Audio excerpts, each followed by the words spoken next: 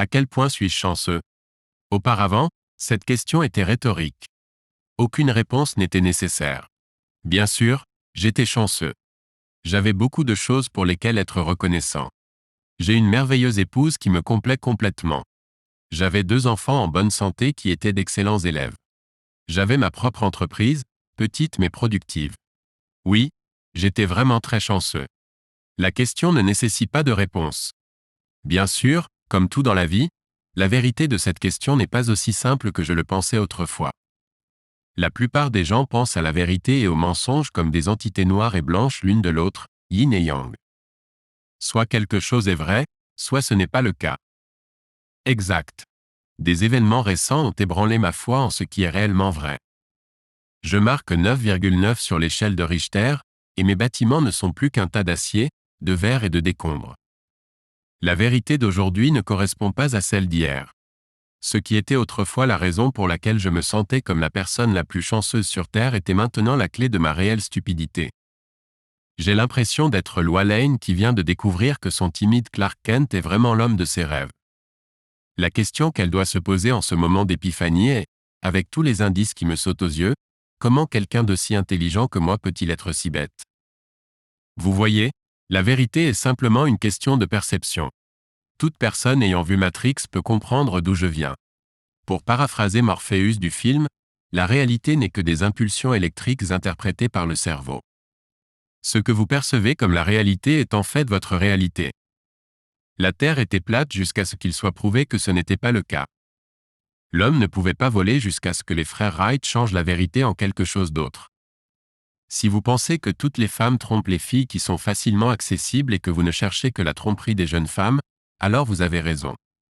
D'un autre côté, si vous pensez avoir une épouse aimante parce que tout ce qu'elle fait est ce à quoi vous vous attendriez d'une épouse aimante, alors vous auriez également raison. C'est-à-dire, jusqu'à ce que vous trouviez quelque chose qui change votre vérité. Voilà comment je conclus mon point. Mais avant de plonger tête la première dans mon récit de mensonges, de tricheries, de manipulations et de manque de bon trou du cul, j'ai l'impression que nous devons comprendre comment nous en sommes arrivés là.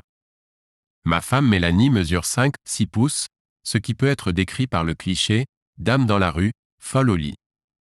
Je l'appelle cool sexy. Elle porte des vêtements qui flattent son corps de yoga mais ne montrent jamais plus qu'une quantité décente de peau. Ses chemisiers ne montrent jamais de décolleté inapproprié, mais ils épousent sa poitrine pleine et montrent clairement qu'ils sont en fait spectaculaires. Ses robes atteignent toujours les genoux mais restent près de la poitrine. Sa moitié inférieure est son cul rond. Son maquillage n'est jamais lourd. En fait, elle le fait si subtilement que vous ne remarquez même pas qu'elle le porte. En plus d'être belle, elle est tout ce que je ne suis pas. Elle est patiente avec mon impatience.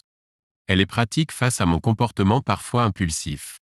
Elle sait quand exercer de la pression pour me faire me concentrer et quand reculer et me laisser trouver la solution.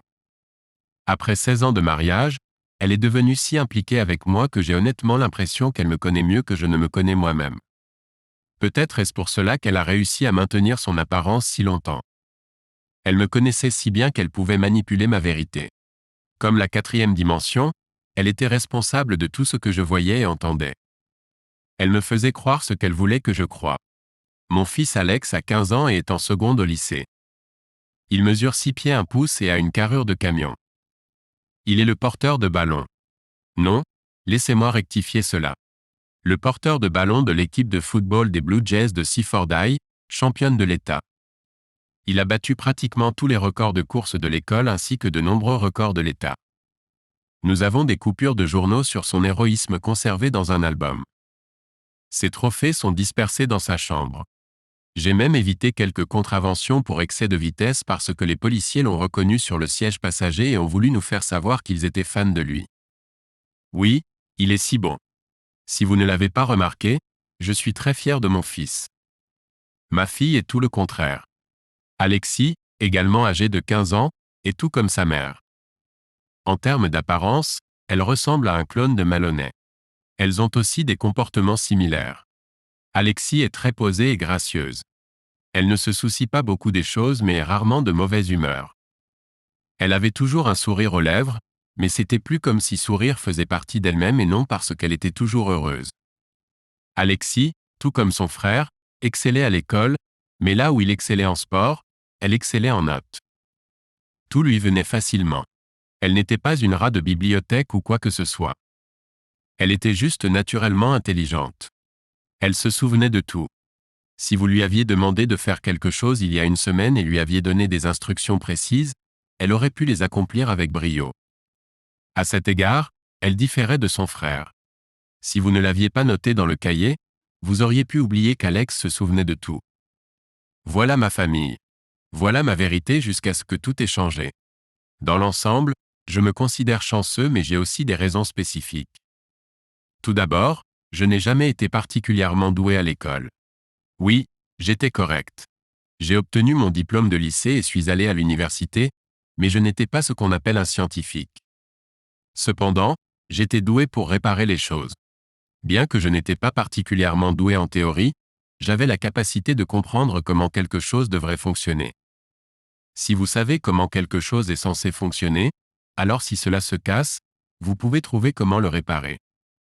Comme j'avais ce talent, je me suis naturellement orienté vers le domaine technique. J'ai étudié l'informatique à l'université, plus précisément le génie informatique. Bien que j'ai pu redonner vie à des appareils électroniques en panne, j'étais un échec total en mathématiques. J'étais terrible. C'est ainsi que j'ai rencontré Maloney. Elle était tutrice. De plus, elle était en dernière année et j'étais seulement en deuxième année. Oui, elle a 2 ans de plus que moi. Cela ne devrait pas sembler étrange, mais les gens pensent généralement automatiquement qu'elle est plus jeune que moi. Ils sont surpris lorsqu'ils réalisent que c'était elle qui avait volé le berceau. Cela peut être parce qu'elle semble plus jeune que moi mais aussi parce que nos cerveaux sont programmés pour penser qu'en mariage, l'homme est toujours quelques années plus âgé que la femme. Tout comme si nous entendons parler d'un médecin qui a sauvé une vie, nous supposons que le médecin est un homme.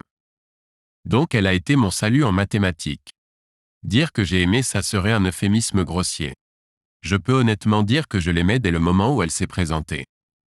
Malheureusement pour moi, je n'étais pas Casanova. Je n'étais ni grand ni beau. Je n'étais pas un séducteur doué devant les dames. J'étais juste un gars ordinaire. Bien que j'étais complètement épris d'elle, elle m'a à peine remarqué comme autre chose qu'un autre élève à tutorer. Nous ne parlions pas de nos intérêts ou de quelque chose de spécial. Nous ne parlions vraiment que de mathématiques. Pour elle, j'étais juste un autre gars. Pour moi, elle était tout. Sa voix était douce mais d'une certaine manière enrouée. Il semblait presque qu'elle chuchotait tout ce qu'elle disait. Ses cheveux et son parfum me rendaient fou. Ses mains étaient toujours douces quand elle touchait les miennes. Elle était tellement sexy. Quand elle m'enseignait, j'essayais toujours de garder mes distances. Je faisais cela à cause de la façon dont elle me rendait fou. Mais, assez innocemment, elle s'approchait de moi pour me montrer ce que j'avais besoin de voir. Il a fallu un certain temps pour me concentrer suffisamment pour apprendre d'elle. Ce n'est que lorsqu'elle a suggéré que je devrais essayer un autre tuteur parce que je n'étudiais pas que je me suis ressaisi et me suis concentré. Quand mes notes ont commencé à s'améliorer, elle est devenue ma principale gourou des mathématiques. Pendant ce semestre, j'ai vraiment appris à la connaître. Bien qu'elle n'ait jamais vraiment parlé d'elle-même, j'ai rassemblé les informations. Elle avait une meilleure amie nommée Tasha. Elles étaient toujours ensemble. Elles allaient aux fêtes ensemble. Elles partageaient un appartement. Elles étaient pratiquement inséparables. Tasha était l'opposé de Mélanie. Elle était très méfiante et n'hésitait pas à exprimer directement son opinion. Elle jurait comme un charretier. Elle était grande, mince et un peu maladroite, ce qui contrastait avec la grâce de Mélanie. Néanmoins, elles s'entendaient bien. J'ai remarqué que Mélanie fréquentait en réalité des athlètes. Elle n'était pas du genre à être en équipe, mais je pouvais clairement identifier le type de gars qu'elle aimait. Rien d'inhabituel. Grand, beau, en bonne forme physique. Fondamentalement, tout ce que je n'étais pas. Elle sortait avec ces gars, mais pas assez longtemps pour être en couple. Elle pouvait être vue avec un gars pendant une semaine ou deux, puis on aurait dit qu'elle ne l'avait jamais rencontré. Elle restait seule pendant un bon mois ou deux, puis recommençait avec un autre gars. Je ne peux pas vous dire si elle couchait avec eux. Je sais qu'elle a laissé derrière elle quelques cœurs brisés. Je n'avais aucune illusion que nous serions ensemble. Alors que je l'admirais pratiquement, je savais assez pour ne pas être bizarre et ne pas la harceler. Elle ne donnait aucun signe qu'elle était intéressée par moi de cette manière. En fait, nous nous connaissions à peine. Je n'ai pas eu besoin d'organiser des séances de tutorat chez elle pour passer à l'étape suivante. Non, nous n'avons pas fini au lit et sommes devenus amants, mais je pense que c'est à ce moment-là qu'elle a commencé à me considérer comme un ami, ou du moins quelqu'un à qui elle était légèrement attachée. Quand je suis entré pour la première fois dans son appartement de 2 chambres, qu'elle partageait avec sa colocataire, j'ai eu l'impression d'entrer dans un sanctuaire d'une autre culture. J'ai regardé autour de moi et j'ai commencé à examiner mon environnement. Je dois admettre que j'ai failli éclater de rire. Je ne sais pas si vous avez vu Batman Forever avec Val Kilmer, Jim Carrey et Tommy Lee Jones. Si vous l'avez vu, vous vous souviendrez peut-être de la scène où l'énigmatique pénètre dans le repère secret de Duplicité. Duplicité avait 2 petites amies. L'une d'elles est Drew Barrymore, faite à l'image et à la ressemblance de Marilyn Monroe à la maison et dans le jardin, et l'autre est une dominatrice de l'enfer. Son repère, comme celui de ces dames, est également décoré pour être totalement opposé. Une moitié ressemble à une création de Martha Stewart, et l'autre moitié ressemble à un lieu de culte satanique pour adolescents gothiques. J'ai dit tout cela pour dire que c'est exactement l'impression que j'ai eue lorsque je suis entré pour la première fois dans l'appartement. Je pouvais clairement dire quelle chose appartenait à Maloney et quelle chose appartenait à Tasha. Bien que ce ne soit pas aussi évident que la scène de film décrite, c'était assez évident. Maloney était très soigné et organisé. Ses affaires étaient rangées et placées pour un maximum de commodité. Tasha n'était pas comme ça. Bien que ce ne soit pas sale, il n'y avait pas d'ordre dans son monde. Les premières choses qu'elle posait restaient à leur place jusqu'à ce qu'elles soient de nouveau nécessaires. Tasha n'était pas à la maison ce soir-là, donc Maloney et moi avons passé une soirée tranquille à étudier. Tout est resté dans l'ordre habituel de nos moments passés à la bibliothèque jusqu'à ce qu'une Tasha plutôt ivre rentre à la maison.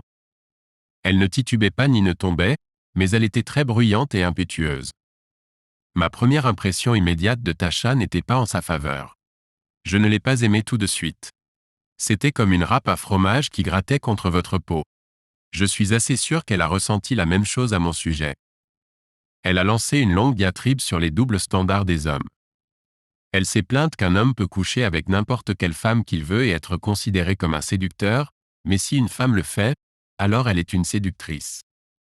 C'était juste une forme de contrôle pour que l'homme puisse faire ce qu'il voulait et garder la femme sous contrôle. Puis elle m'a regardé droit dans les yeux comme si elle me défiait. Comme je ne l'aimais pas, j'ai accepté ce défi. Les doubles standards ne sont pas un moyen de contrôle. C'est une question d'attente. Les 2 femmes m'ont regardé comme si j'avais 2 têtes. Je savais que discuter du sexisme avec 2 femmes était une bataille perdue d'avance, mais j'étais déjà impliqué. Les doubles standards existent parce que nous attendons d'une dame qu'elle joue un certain rôle, car la norme pour les hommes est fixée plus bas en ce qui concerne le sexe. Il n'a pas beaucoup à accomplir. Quand il a 2 femmes ou plus, cela ne semble pas aussi mal que quand elle le fait. Nous nous attendons à ce que les gars soient des chiens sales de bas étage. Ce n'est pas une nouvelle, mais une femme faisant cela semble déplacée. Je ne dis pas que c'est juste. Je dis que la motivation derrière cela n'est pas le contrôle mais l'attente du rôle. Les femmes ont aussi des doubles standards. Tout le monde en a. C'est ainsi que le monde fonctionne. Elle s'est moquée de moi et a lancé un regard à Mélanie qui disait « Peux-tu le croire ?» Mélanie semblait surprise que j'ai engagé une bataille verbale avec Chadeville et regardait avec un intérêt accru. « Allez, éclaircis-nous ça, chérie. S'il te plaît, j'ai besoin d'entendre ça. Dis-moi comment les femmes ont des doubles standards comparables à ceux hypocrites créés par l'ego masculin. » Elle m'a regardé incrédule, me défiant de continuer. Pourquoi une femme au foyer est-elle considérée comme une femme au foyer et un homme au foyer comme un fainéant? Ou pourquoi est-ce normal qu'une femme ne paye pas lors d'un rendez-vous, mais si un homme le fait, alors il perd? Pourquoi la fille à papa est un terme affectueux et le garçon à maman une raison de fuir? Et les tâches ménagères, dire que c'est le travail d'un homme de tondre la pelouse, sortir les poubelles et réparer les choses est acceptable, dire que c'est le travail d'une femme de cuisiner, nettoyer et faire la lessive est sexiste? Je savais que j'avais gagné à la vue de son visage. Elle était un peu stupéfaite en silence, mais encore assez en colère pour libérer le poison. Pour souligner le point, j'ai ajouté « Tu vois, Tasha, les femmes en ont aussi. » Nous ne sommes pas si différents après tout. Quand Tasha n'a pas répondu, le rire de Maloney a dissipé la situation. « Oh mon Dieu, Tasha, t'a-t-il fait taire ?» Maloney s'est approché de Tasha en riant et l'a poussée légèrement. Je n'aurais jamais pensé voir ce jour arriver. Elle a raillé avec un accent du sud faux. Dépêchons-nous de donner des cours à ce petit imbécile pour qu'il parte. Peut-être que la prochaine fois tu trouveras un vrai homme pour te donner des cours. Sur ces mots, elle a quitté la pièce. Charmant, n'est-ce pas? Après cela, nos séances d'études sont devenues plus ludiques, bien que nous évitions son appartement. Nous étudions toujours, mais elle a commencé à être plus ouverte avec moi. Comme si j'étais maintenant invité dans sa vie. Si j'avais su que contrarier Tasha était le sésame magique, je l'aurais fait plus tôt. Nous avons commencé à plaisanter davantage. Plus nous devenions amis, plus je tombais amoureux d'elle. Elle avait un sens de l'humour incroyablement fou sans même essayer d'être drôle. Elle me motivait aussi de façon que personne d'autre ne pouvait. Par exemple, elle a acheté un t-shirt « I'm with the fool » et le portait chaque fois que je me débrouillais mal à un test. Elle m'a dit que si je voulais qu'elle enlève ce t-shirt, je devais le mériter. Intéressant, même si c'était une blague, j'ai travaillé dur pour l'empêcher de porter ce t-shirt. Cela en soi est devenu une motivation pour faire mieux en mathématiques. Je savais que je voulais épouser cette fille le jour de mon anniversaire. Je ne savais même pas qu'elle savait quand il était. Imaginez ma surprise quand je suis arrivé à la bibliothèque pour une séance et que j'ai trouvé une petite boîte devant. Joyeux anniversaire, Jake. Comment vas-tu? Ne t'en fais pas, ouvre simplement. J'ai ouvert la boîte et j'ai vu un PDA de poche.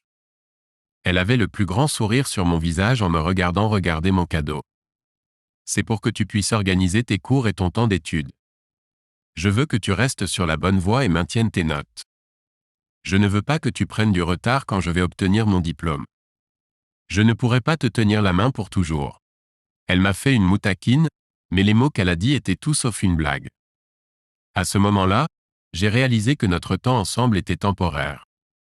Elle allait obtenir son diplôme universitaire et continuer sa vie. Après cela, elle disparaîtra. Il est très probable que je ne la reverrai jamais.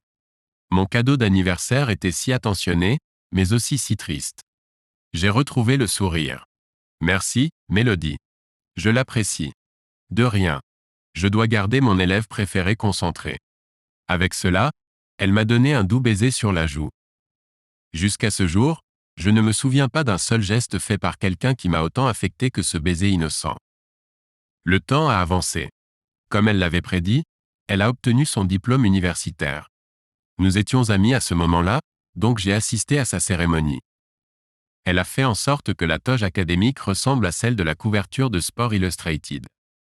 Après la cérémonie, je l'ai emmenée, ainsi que Tasha, manger pour célébrer. On pourrait penser qu'une femme qui a eu un déjeuner gratuit serait moins irritable envers le gars qui paye. Mais non, pas Miss Tout-Puissant Tasha. Quand Mélanie s'est levée pour aller aux toilettes, elle a sauté sur l'occasion pour me remettre à ma place. Tu sais qu'elle ne sera jamais avec toi, n'est-ce pas, bébé? Peu importe à quel point tu tournes autour d'elle comme un chien triste, elle ne te donnera jamais un os. Elle a des besoins, mais pas ceux qui peuvent être satisfaits par cette petite saucisse de Vienne que tu appelles tes parties intimes. L'expression sur mon visage a dû la satisfaire car elle s'est penchée en arrière avec arrogance et m'a souri. Eh bien, elle a continué sa vie après cela. Elle a commencé à chercher du travail et avait très peu de temps à me consacrer. J'étais brisé, mais je m'y attendais. Je me suis occupé, essayant de suivre mes études, donc je n'avais pas beaucoup de temps pour être triste à cause d'elle. Puis un jour, sans crier gare, elle m'a appelé. Elle a dit qu'elle ne m'avait pas vu depuis longtemps et voulait me rencontrer et faire quelque chose ensemble. J'ai accepté avec joie. Nous sommes allés manger puis regarder un film. Passer du temps avec elle était si familier que nous sommes immédiatement retournés à nos jours à l'université. Quand je l'ai ramenée chez elle, elle m'a embrassé sur la joue et a dit bonne nuit. Après ce dîner, j'ai été agréablement surpris de constater que Mel voulait toujours passer du temps avec moi. C'était juste comme des amis, bien sûr. Cette fois, nous n'avions pas besoin d'excuses. Pas de tutorat, pas de notes, juste nous deux. Nous avons regardé quelques films, sommes sortis manger, avons fait des choses bizarres comme du patin à glace et de la peinture. C'était génial. Je me suis vraiment fait croire que nous commencions à sortir ensemble. Encore une fois, je dois vous rappeler que la vérité de quelqu'un n'est pas toujours la vue complète. Alors que je pensais avoir une chance, elle passait juste du temps avec un ami. J'étais juste un pote aléatoire pour des trucs amusants de temps en temps. J'ai été ramené à la réalité et rappelé à quel point nous agissions de manière décontractée. Je me suis ennuyé et j'ai décidé d'appeler Mélanie. Son téléphone est directement allé sur la messagerie vocale. J'ai laissé un message et j'ai attendu environ une demi-heure. J'ai envoyé un message et j'ai attendu encore 10 minutes avant de décider d'entrer. Quand j'ai frappé à sa porte et qu'elle a répondu, mon cœur a chuté dans ma poitrine. Elle a ouvert la porte en portant un t-shirt surdimensionné et des cheveux en désordre. Elle avait un billet de 20 $ dans sa main et m'a regardé avec un peu de confusion. Yaki, que fais-tu ici? J'étais juste ennuyé et j'ai pensé qu'on pourrait traîner, mais si tu es occupé, je ferais aussi bien de partir. C'est alors que j'ai entendu une voix forte venant de sa chambre. C'est de la pizza, Mel? Je pourrais manger un putain de cheval. Non, c'est juste Jake, a-t-elle crié en retour. Laisse-moi te dire que l'entendre dire ces mots a tout remis en perspective de telle manière que ma vérité a changé sous mes yeux. Juste Jake, rien à craindre. On peut se voir demain, Jake. Ce n'est pas le bon moment. Je te rappelle. Avec ces mots, elle a légèrement acquiescé et a fermé la porte. En sortant, j'ai rencontré un vendeur de pizza. Je ne l'ai pas rappelé. Je n'ai pas répondu à ses appels téléphoniques. Je l'ai simplement écarté de ma vie où j'ai essayé. Je savais que ce n'était pas juste pour elle. Elle n'avait rien fait de mal. Ce n'est pas comme si elle m'avait trompé. Elle ne savait même pas que j'avais des sentiments pour elle. Mais la voir dans l'embrasure de la porte et savoir pourquoi elle portait ce t-shirt, pourquoi ses cheveux étaient en désordre, et pourquoi cet enfoiré avait tellement faim qu'il aurait mangé un putain de cheval était trop difficile à supporter. Après m'avoir appelé plusieurs fois et laissé des messages vocaux sans réponse, elle a simplement arrêté. Ainsi, notre temps ensemble a pris fin. Je n'ai pas revu Maloney avant quelques années plus tard. J'ai obtenu mon diplôme universitaire et cherché un emploi. J'ai eu un entretien avec une assez grande entreprise spécialisée dans la vente, l'installation et la réparation de systèmes de sécurité. Je vous laisse deviner quel manager allait me faire passer l'entretien. C'était Mélanie. Elle avait l'air foutrement fantastique. Sa veste grise foncée et sa jupe noire semblaient faites pour son corps. Tout à coup, tous les sentiments que j'avais refoulés pendant des années sont revenus en force. Mon Dieu, Jake. La voir était un pur hasard. Elle n'a pas reconnu Jacob Worthy, qu'elle interviewait, comme son ami de collège Jake. J'étais juste une autre personne avec qui parler jusqu'à ce qu'elle me voie. Donc mon entretien n'était qu'une séance de rattrapage pour nous. Elle m'a posé quelques questions liées au travail, mais je pense que nous savions tous les deux que j'avais un emploi à l'époque. La décision était la sienne, et elle l'avait déjà prise. Tout le reste n'était que sémantique. Quand c'était fini, elle m'a serré dans ses bras au lieu de me serrer la main. C'était tellement agréable de te revoir. Le sentiment de son corps pressé contre le mien, même si ce n'était que pour quelques secondes, a réveillé des sentiments de luxure depuis longtemps oubliés. Je ne suis pas immédiatement devenu dur comme une fille de 13 ans voyant des seins pour la première fois. Mais je peux dire que j'ai eu une demi-érection. J'ai acquiescé et dit, « Oui Mel, c'était bien. » Et je le pensais. Elle a lissé son costume et a pris un air professionnel. Nous vous appellerons lorsque nous aurons pris une décision. Vous aurez de mes nouvelles d'ici une semaine au plus tard. Puis, avec un regard étrange dans les yeux, elle a ajouté, « Contrairement à vous, je réponds au téléphone. » Elle l'a dit en plaisantant, mais à ce moment-là, j'ai réalisé que je lui avais fait du mal en l'abandonnant simplement. Il y avait une petite trace de la douleur qu'elle avait ressentie il y a des années dans ses yeux. Je suppose qu'elle se souciait de moi plus que je ne le pensais. Avant que je puisse m'excuser ou essayer d'expliquer, elle a secoué ses cheveux et a quitté la pièce. Comme ça, elle a disparu. 2 jours plus tard, j'ai été embauché. Elle est devenue ma patronne. Comme je l'ai dit plus tôt, elle savait comment me motiver. Sous sa direction, j'ai connu un énorme succès. J'aimais réparer les choses et tout ça. Mais il y avait quelque chose de spécial à travailler pour elle qui me poussait à élever la barre plus haut. Je suis rapidement devenu connu comme le Golden Boy de Mélanie en raison de tous les éloges qu'elle me donnait. Elle me félicitait toujours devant ses supérieurs et s'assurait que je sois remarqué. J'étais envoyé sur les missions les plus difficiles avec les clients les plus exigeants parce que j'étais si bon. J'ai commencé à me forger une réputation pour être capable de faire des choses que des personnes travaillant dans l'entreprise depuis des années ne pouvaient pas faire. Le seul obstacle que j'avais pour retourner dans le monde de Mel était qu'elle était toujours amie avec cette garce. De plus, elles louaient toujours un appartement ensemble. Même si Mélanie gagnait assez pour vivre seule, elle habitait toujours avec Tasha. La seule différence était qu'elles avaient déménagé d'un petit appartement à un énorme condominium. Tasha n'était pas contente de mon retour dans la vie de Mélanie. C'était évident. Je ne pense pas que Tasha avait un seul os gentil dans son corps. Si c'était possible, elle me traiterait avec plus de ressentiment que lorsque nous étions à l'université. Maintenant, Tasha avait une nouveauté. Elle avait un petit ami nommé Mark. Il avait également étudié dans notre université. Il était maintenant à Marine et était souvent absent. Mais quand il était à la maison, il vivait dans la chambre de Tasha. Ce n'était pas un mauvais gars. Il jouait au football pour notre école jusqu'à ce qu'il se blesse. Comme il était venu à l'université uniquement pour le football, il a abandonné et a rejoint les Marines.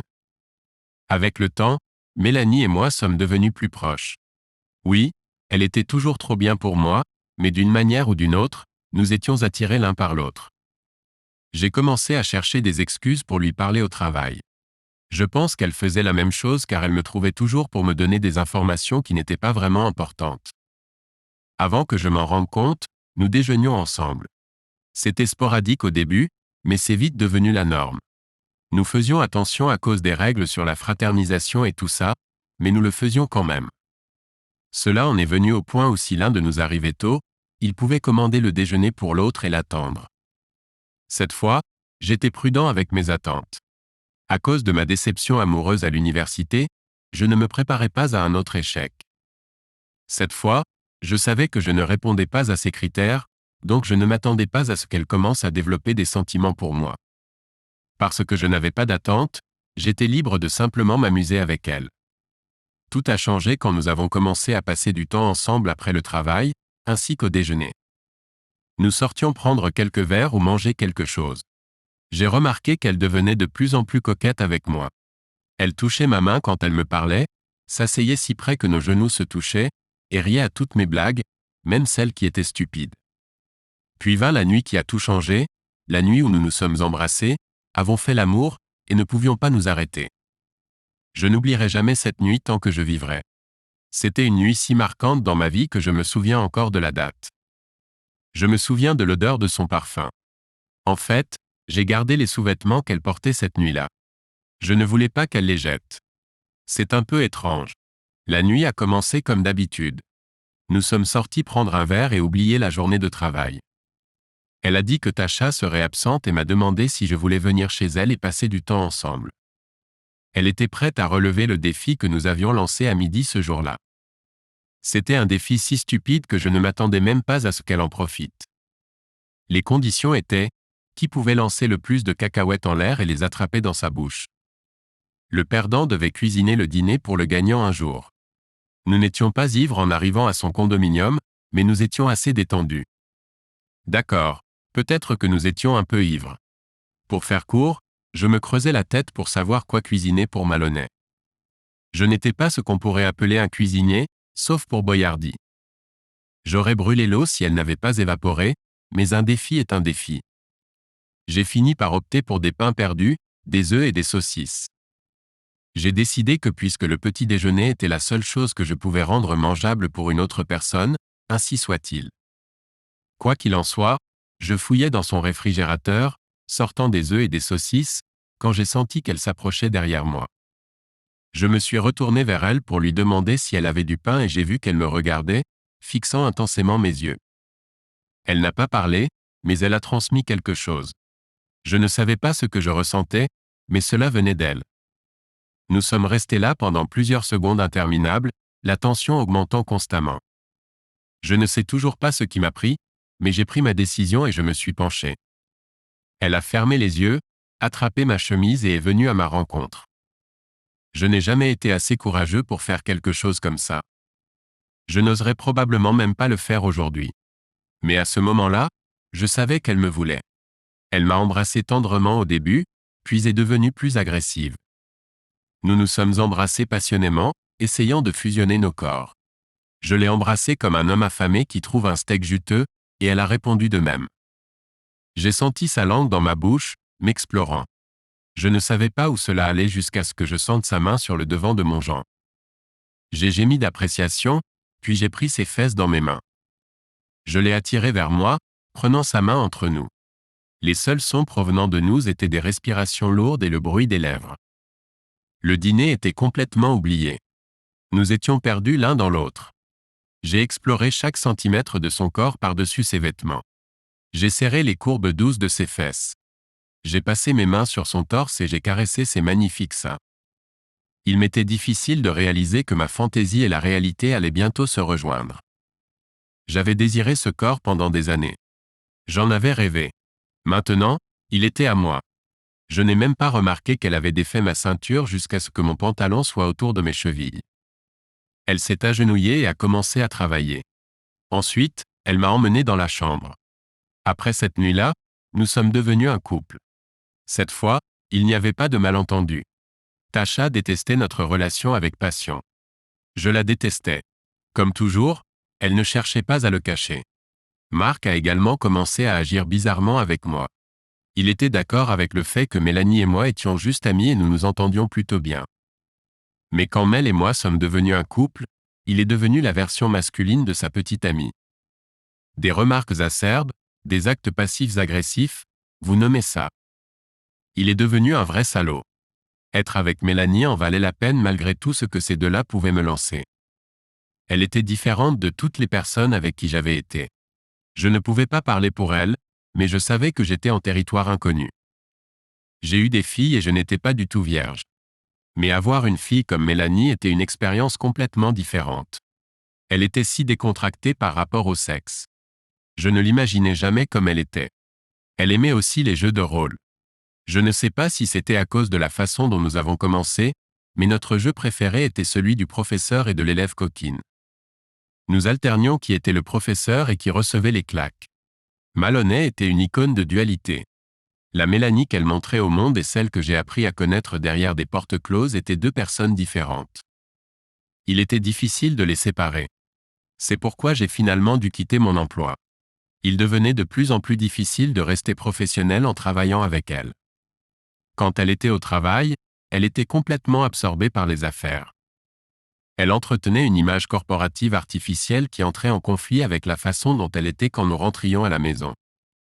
Quand elle nous expliquait quelque chose, je ne voyais que elle devant moi.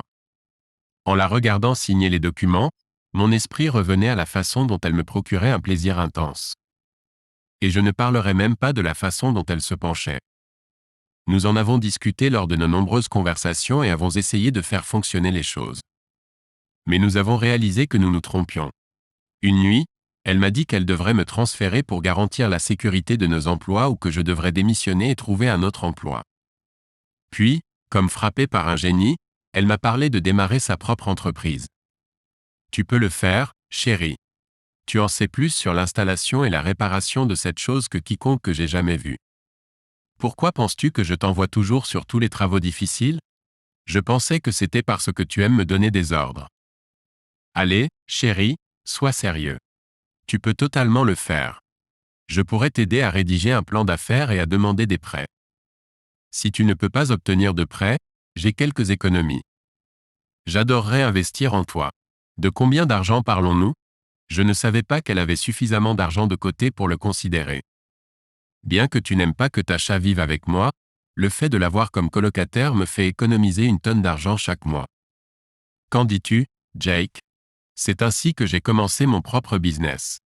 Quand j'ai quitté mon travail, elle m'a aidé discrètement à démarrer. J'ai pu obtenir un petit prêt et elle m'a donné ce que je ne pouvais pas obtenir de la banque. Elle devait garder son implication dans mon projet professionnel secrète car elle travaillait encore pour mon principal concurrent. Mais elle soutenait pleinement ce que je faisais. Mon entreprise a eu du mal au début, mais a progressivement commencé à montrer des signes de vie. Une fois qu'elle a commencé à prendre de l'ampleur, elle est devenue rentable. Cependant, la situation dans son condominium est devenue de plus en plus tendue. Mark était un idiot passif-agressif à la maison, et Tasha était simplement agressive. La tension était si forte que j'ai arrêté de venir chez elle. Nous faisions tout dans mon appartement. Je me demandais toujours pourquoi Mélanie ne les avait pas tout simplement mis dehors.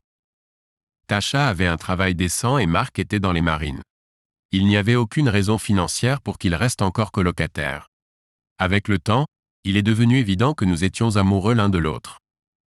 La situation entre Tasha et moi devenait de pire en pire.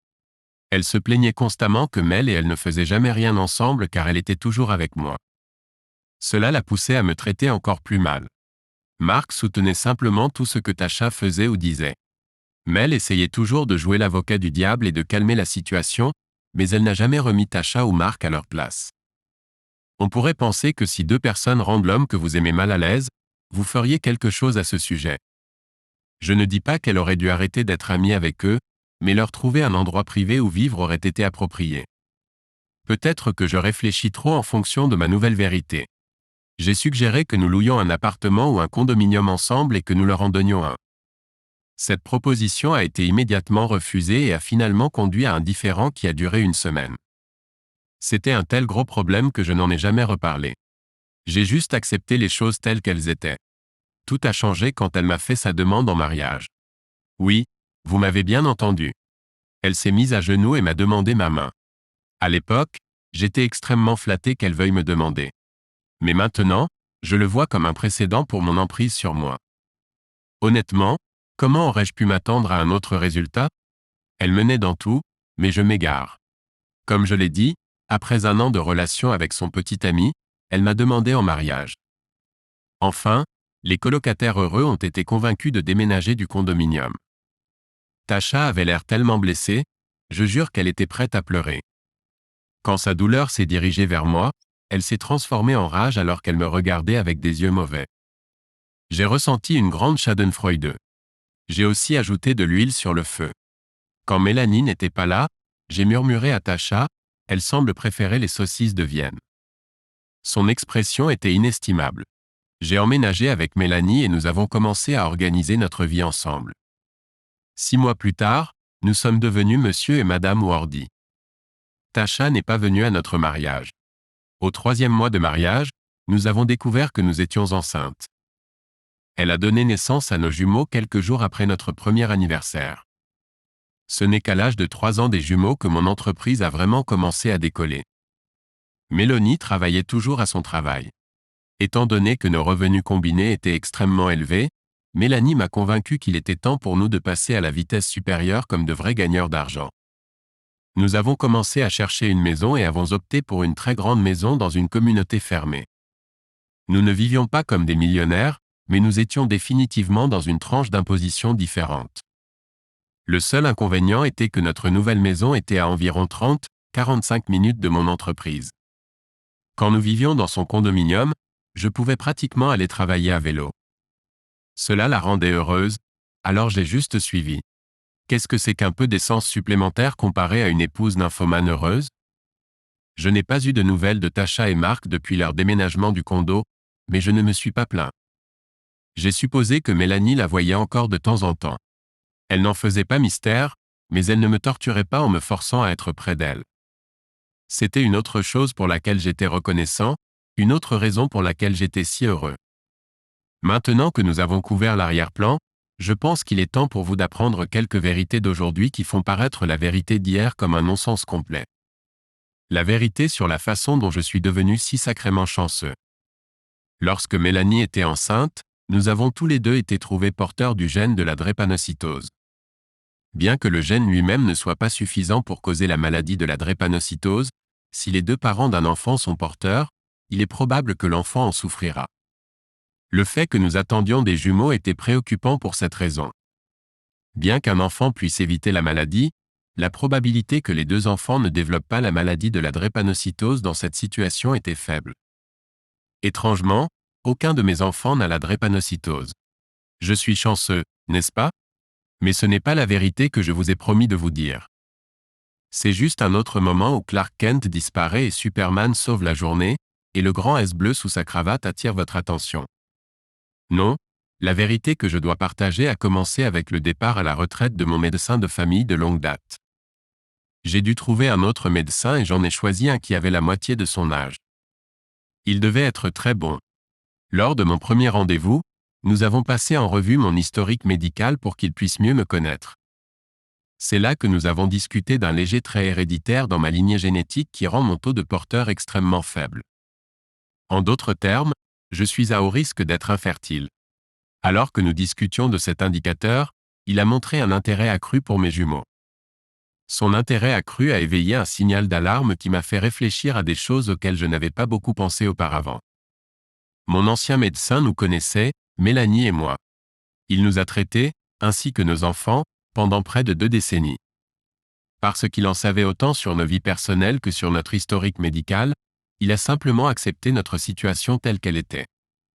Il a peut-être eu des doutes, mais au fil des années passées à interagir avec ma famille, cela est simplement devenu un fait. Un nouveau jeune médecin, examinant les mêmes informations avec une attention renouvelée, a soulevé des questions qui avaient été simplement acceptées comme vérité auparavant. Quand j'ai parlé des jumeaux, il a feuilleté le dossier avec mes données.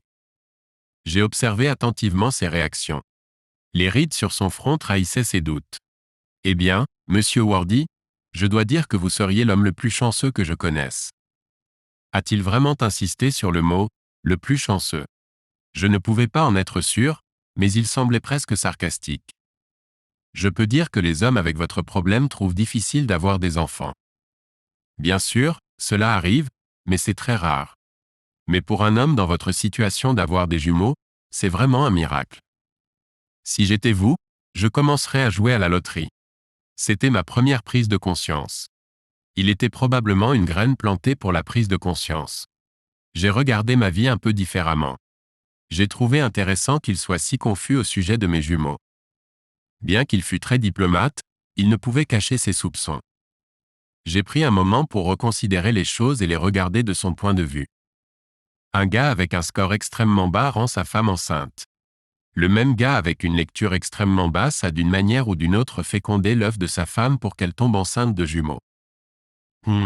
Parce que j'ai été si chanceux dans ma vie, je n'ai jamais remis en question les choses.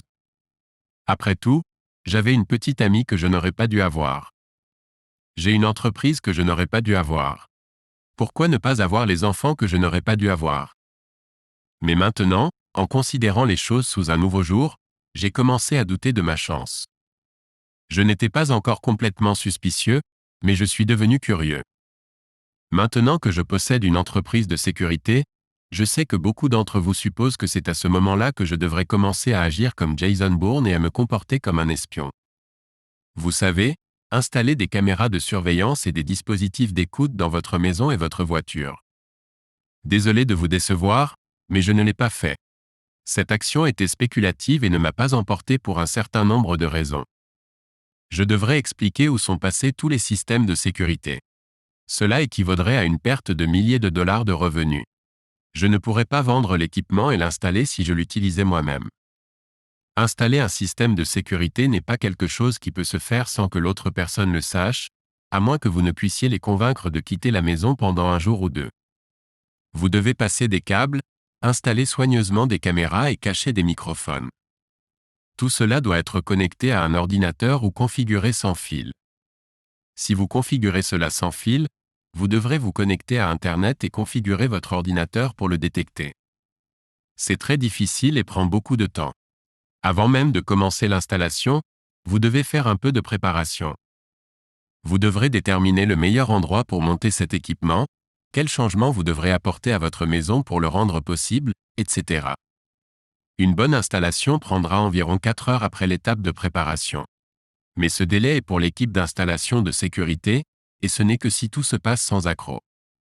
Cela me prendrait des jours pour le faire moi-même, et il n'y avait aucun moyen qu'elle ne le remarque pas.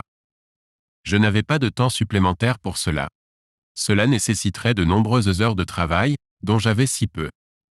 Je ne pouvais pas me permettre de passer autant d'heures qui ne généraient pas de revenus. Cela, en plus des revenus perdus de l'équipement que j'aurais retiré des étagères, m'aurait mis dans une impasse financière. Faire tout cela sur la base d'une seule suspicion serait imprudent. Aussi peu spectaculaire que cela puisse paraître, la seule chose que je pouvais faire était de rester vigilant. Les semaines passaient, comme si on faisait bouillir une casserole d'eau jusqu'à ébullition. Tout semblait avancer lentement. Je gardais un œil vigilant sur tout, essayant de repérer tout ce que j'aurais pu manquer au fil des ans.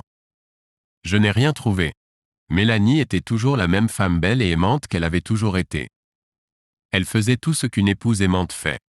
Elle irait travailler, rentrerait à la maison, cuisinerait pour moi et les enfants, et me donnerait un câlin chaleureux si nous étions séparés pendant quelques heures.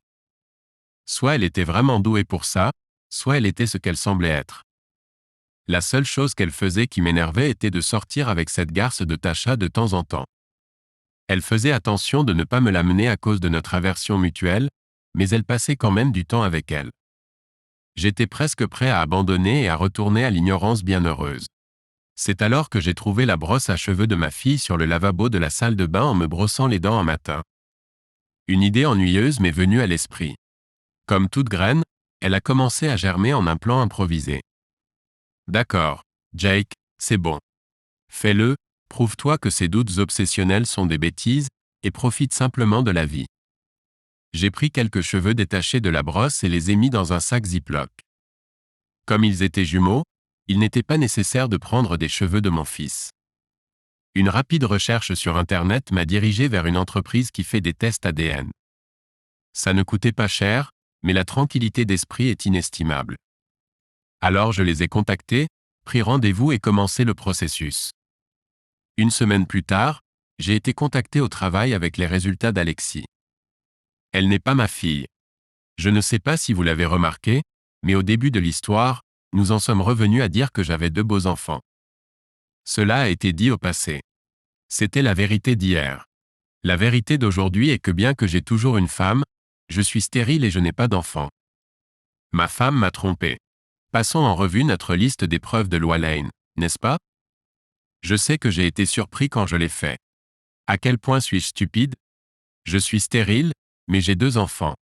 Mon fils est une star de football, bien que je n'ai jamais été un athlète. Mon fils est grand, je suis petit. Mon fils a des muscles naturels, pas moi.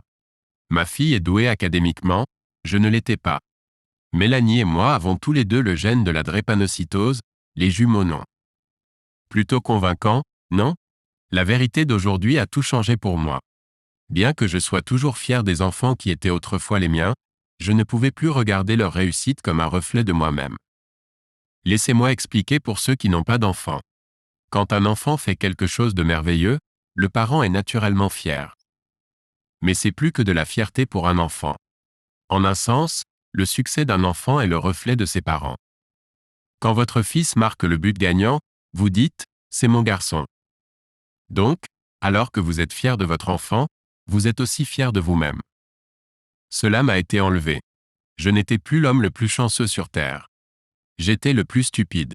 Je n'ai pas immédiatement discuté de mes découvertes avec Maloney. J'avais encore besoin de traiter ces nouvelles informations et de comprendre où cela allait me mener. Voulais-je divorcer? Voulais-je essayer de tout arranger? Qui est le père de mes jumeaux?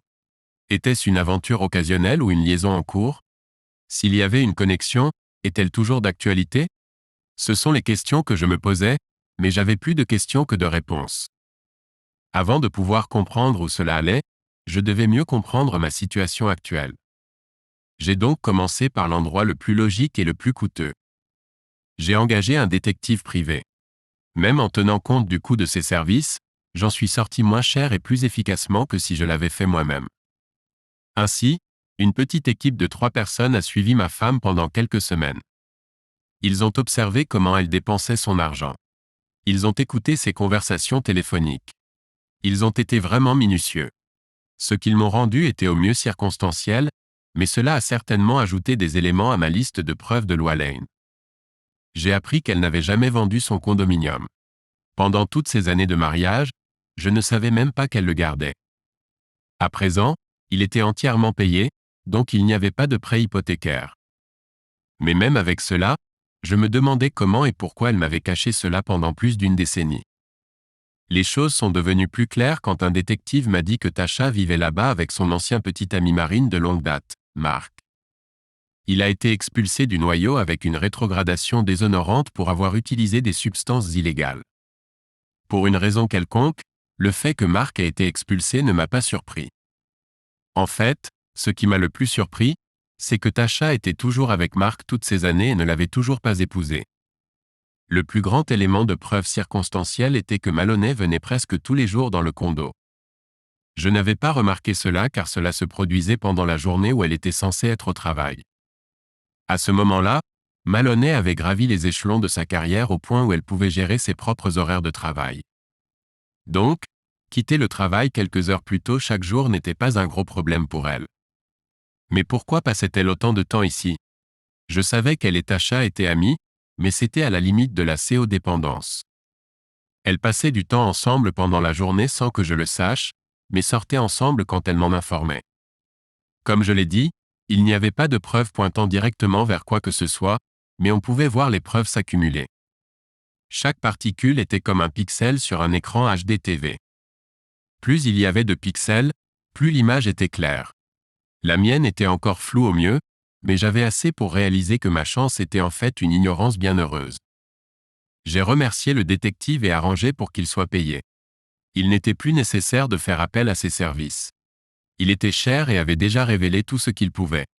Toute action ultérieure devrait être prise par moi. Les semaines suivantes étaient douloureusement ordinaires. Ça aurait été mieux si elle avait juste crié et hurlé « Je ne t'aime plus ». Au lieu de cela, elle était la même épouse aimante que je connaissais et aimais. J'étais en conflit constant, passant de la colère, au regret, à la tristesse et au déni. La vie semblait suivre son cours comme toujours dans le foyer verbeux, mais ce n'était rien de l'habituel statu quo. La seule différence maintenant était qu'au lieu d'y vivre, j'avais l'impression d'être un observateur extérieur de ma vie.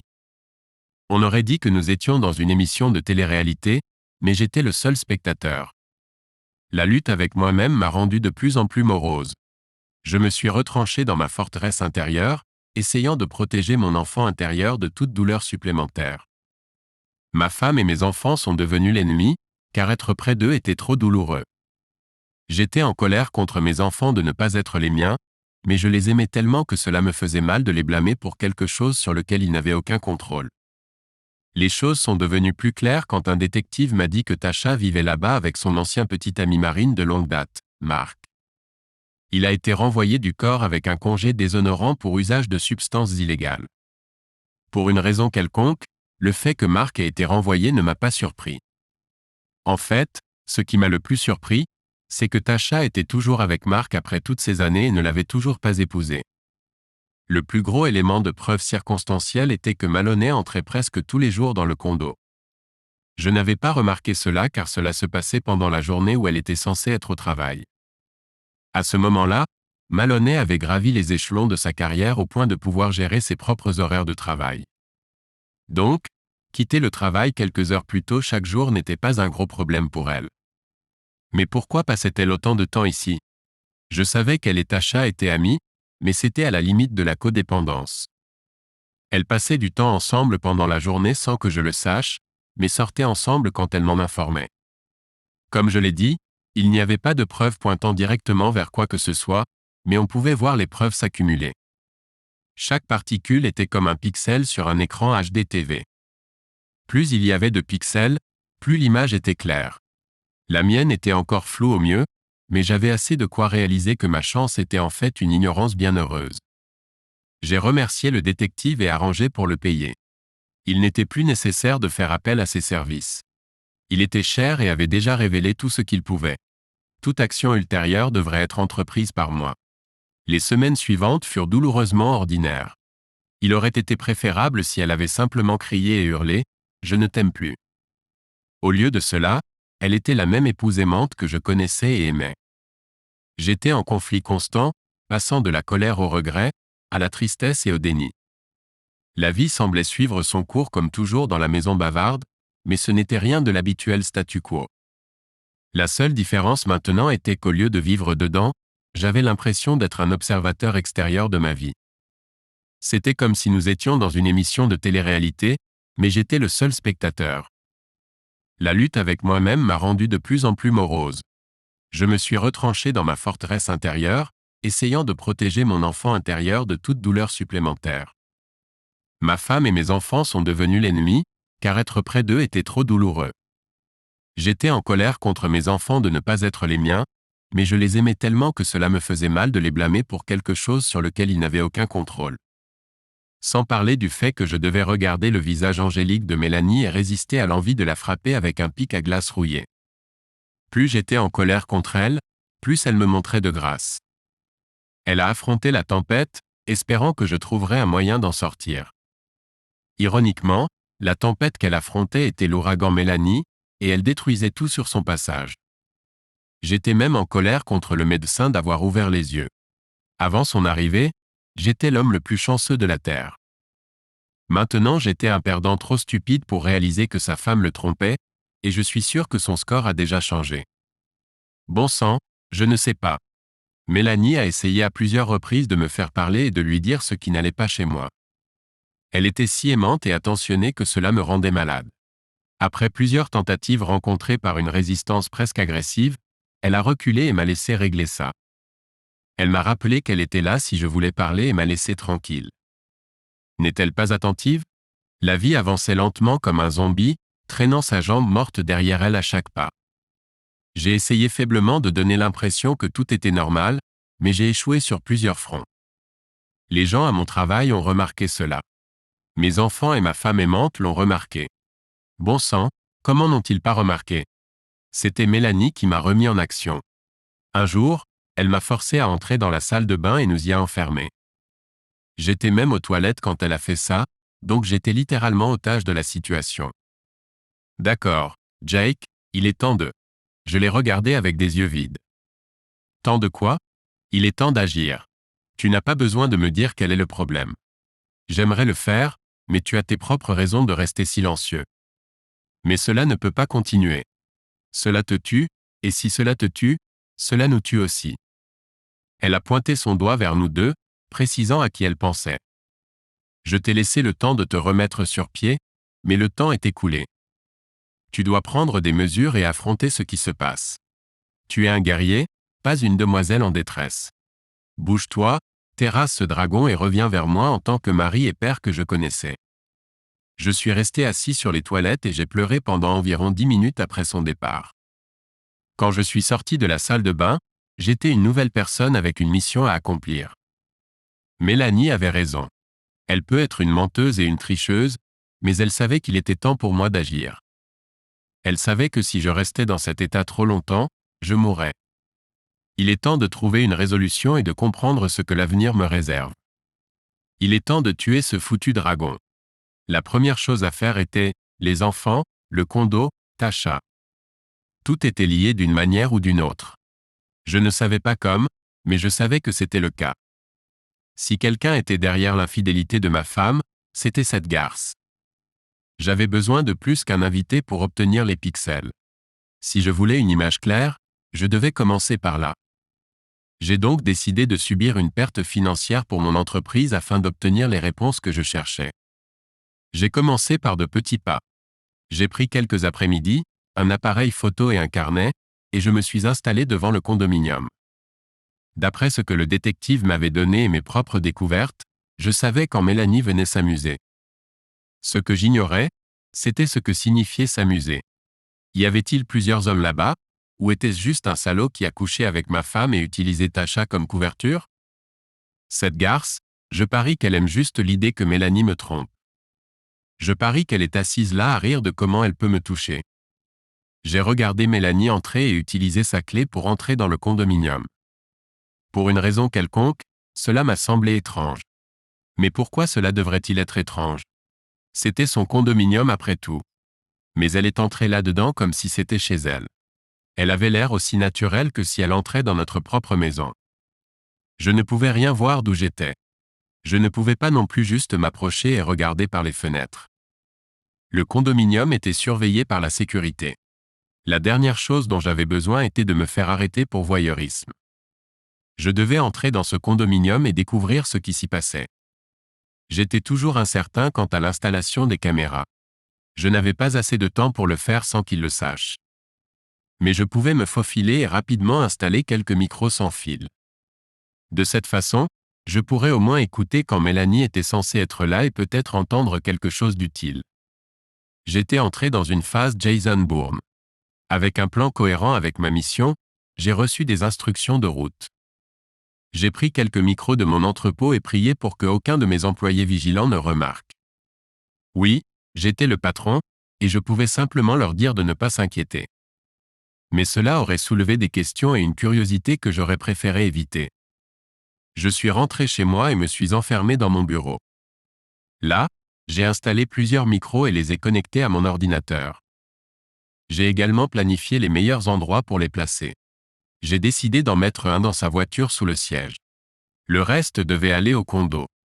Heureusement pour moi, j'avais vécu dans ce condo avant d'acheter notre maison. Donc j'avais déjà une idée d'où je pourrais mettre les micros. Cela réduisait donc le besoin d'une évaluation préliminaire du site. La seule chose que j'avais à faire était de les sortir suffisamment longtemps pour que je puisse faire ce que j'avais à faire. Heureusement, Mel a résolu mon problème pour moi. Elle est une si bonne épouse. L'anniversaire de Tasha approchait. Je l'ai trouvée sur son ordinateur portable, surfant sur Internet, essayant de trouver un cadeau approprié. Habituellement, elle ne demanderait pas mon avis car cette garce me donne des frissons, mais c'était une opportunité que je ne pouvais pas laisser passer. J'ai suggéré un week-end à Vegas, comme ça. Je suis un génie diabolique, muaha. Avant que je puisse frotter mes mains ensemble et tourner ma moustache, je me suis souvenu que j'avais complètement oublié Mark. Il n'était plus dans les marines et traînait juste à la maison comme un meuble. Après avoir été renvoyé, il est passé du peu et fier à une sangsue parasitaire. Selon le rapport du détective privé et mon enquête personnelle, il ne quittait presque jamais la maison. Mais heureusement, ce problème a été résolu pour moi. Grâce à un travail de détective de premier ordre qui aurait déconcerté Sherlock Holmes, c'est-à-dire en ramassant accidentellement un téléphone laissé sans surveillance pendant que Mel était sous la douche, j'ai lu quelques messages qui laissaient entendre que les trois étaient en cavale à Las Vegas. Comme on ne m'a même pas demandé de me joindre à eux, je ne peux que supposer que les trois sont malhonnêtes, Mark et Tasha. Cela m'a semblé étrange. Si Mark était la troisième personne, comment se fait-il qu'il ait été invité à la place de moi? Peut-être est-ce parce que je déteste vraiment Tasha et que c'est son anniversaire, mais il semblait y avoir un autre pixel là-dedans. Après tout, pourquoi voudriez-vous y aller, encore moins payer pour un événement auquel votre mari n'est pas invité? Cependant, j'ai dû compter mes bénédictions. Même si c'était mal, le manque d'attention de Maloney m'a laissé tout un week-end pour rectifier les choses. Comme c'était le week-end, je n'avais nulle part ailleurs où aller pour me changer les idées de ma mission. J'ai donc avalé mes griefs et fait semblant que tout allait bien. De retour à ma mission Jason Bourne, je me suis assuré d'avoir une copie de la clé de l'appartement avant le départ de Mel. Elle était tellement occupée à tout planifier qu'elle n'a pas remarqué quand j'ai pris la clé du trousseau et suis allé au magasin de bricolage local. Quand je la lui ai rendue, elle était toujours en train de choisir un bikini. Même si j'avais accepté le fait que ma femme me trompait probablement toujours, je ne pouvais m'empêcher de vérifier sa valise pour voir quel genre de culotte elle portait. Comme je le craignais, il s'agissait des meilleures culottes de chez Victoria's Secret. J'ai retenu mes larmes en quittant la pièce. Alors que je regardais Mel partir pour son fantastique voyage à Vegas, j'étais un tourbillon d'émotions contradictoires. Je me sentais comme un gagnant. Mon plan se déroulait bien. J'étais un peu excité pour le week-end et ce que j'allais découvrir. J'étais soulagé d'être sur la bonne voie pour obtenir les réponses dont j'avais besoin. Mais le sentiment incroyable était le plaisir pervers que j'ai ressenti enfin pouvoir manipuler Mel comme je le voulais. Quand je suis arrivé au condo, j'ai pris quelques minutes pour me réacquérir avec l'endroit. Il n'y avait pas besoin de se précipiter. J'ai remarqué quelques changements dans les meubles et de légers réaménagements, mais rien de majeur. Je m'attendais à ce que l'endroit soit beaucoup plus sordide et plus Tasha. J'ai été surpris de voir qu'il ressemblait toujours au repère de deux visages. Il y avait toujours une part égale de Mel et de Tasha ici.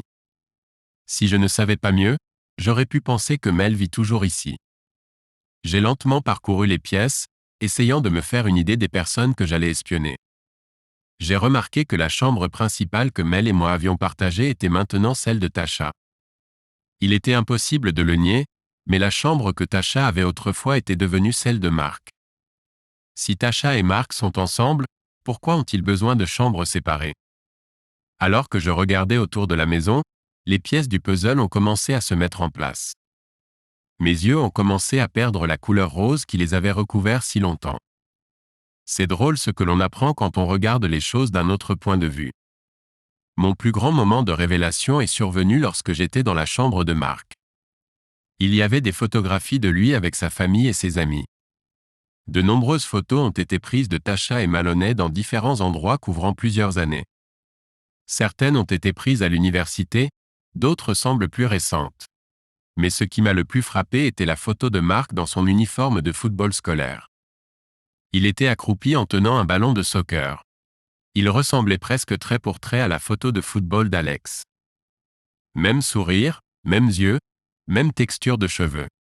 La ressemblance était frappante, plus de points pour la liste de Lois Lane.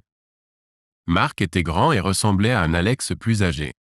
Mark jouait au football. Maloney a toujours été attiré par les athlètes universitaires. Mark est allé dans le même collège que nous. J'ai pu contenir ma colère suffisamment longtemps pour faire le travail. Mais je n'arrivais pas à sortir cette photo de ma tête. Ce salaud est le vrai père d'Alex, pas moi. Quand je suis rentré chez moi, j'ai changé d'avis sur le fait de ne pas installer de caméra. Je n'ai laissé aucune chance au hasard. Je devais m'assurer qu'il n'y avait pas de faille qui pourrait me faire douter de la vérité. Cela en valait la peine financièrement. Le lendemain matin, je suis retourné et j'ai installé une caméra dans la chambre de Tasha, une dans la chambre de Mark et une dans le salon. Cela a pris plusieurs heures mais cela en valait la peine.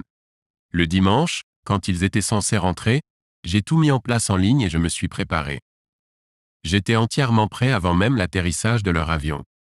Mélanie était de si bonne humeur en rentrant que je savais qu'elle avait passé un bon moment. Elle a essayé de me guider de manière ludique vers la chambre pour s'amuser, mais je suis passé à côté. Il n'y avait aucun doute dans mon esprit qu'elle avait passé tout le week-end à coucher avec Mark. Sa joie s'ajoutait à la connaissance que je possédais maintenant et était le même indice que j'étais sur le point de recevoir. Ce n'était pas une affaire du passé, c'était actuel. Chérie, viens, ça fait des mois qu'on n'a pas fait l'amour. Qu'est-ce qui ne va pas chez toi?